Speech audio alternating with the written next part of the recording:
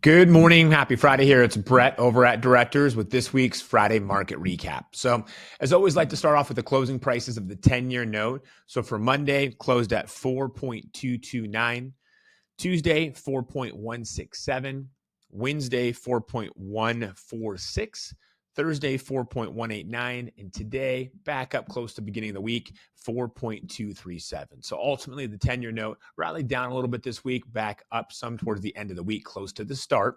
And we've seen a big resistance around 4.2%. The 10-year note, of course, has broken through that, closed a few times this week, but hard to make a big rally beyond that. So ultimately, what we're seeing is markets really just trying to digest the data on the Feds. We'll see one comment from a Fed president is, hey, very close to lowering rates. Many people think that's September at this point, and that could be the case. But then there's another comment kind of the next day or the next hour that says, well, we're still really focused on needing to see more evidence that inflation has in fact slowed. So they're really just being very cautious of what they say out there, but it's tough because it's pulling the market left and right, then left and right. So ultimately for us, it's just waiting to see what comes of the next Fed meeting. And next week, we have another inflation report. So again, the data is starting to stack in our favor. It's just when's the Fed going to finally feel enough is enough data-wise to actually make that move. So markets are toying with that.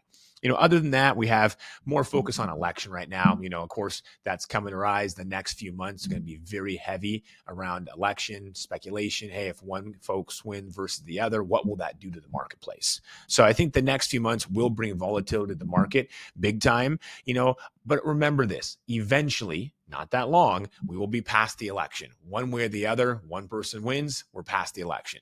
Eventually, again, I don't think that long, the Feds will have made their first move, reduce rates. So a lot of the speculation really causing the market to bounce back and forth will be up. I think even prior to the end of the year here, we can be in a pretty different position, helping the market to get a little more focused on real data and not these huge speculative points for us. So if we think about it, the anticipation around election has been building for a long time.